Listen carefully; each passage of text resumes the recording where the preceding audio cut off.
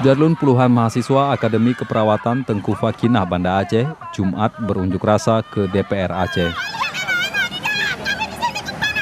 Membawa aspirasi agar Dewan menyelesaikan kisruh di kampus mereka, masa yang didominasi perempuan ini tak diizinkan memasuki halaman DPR Aceh. Bahwa hari ini mereka datang tidak ada surat izin, kenapa kemarin demo politik roket bisa masuk ke surat izin? Petugas keamanan beralasan aksi itu tidak disertai izin. Dalam orasinya, pendemo mengeluhkan suasana kampus yang kini tidak nyaman usai dilakukan eksekusi oleh Pengadilan Negeri Banda Aceh sebulan lalu.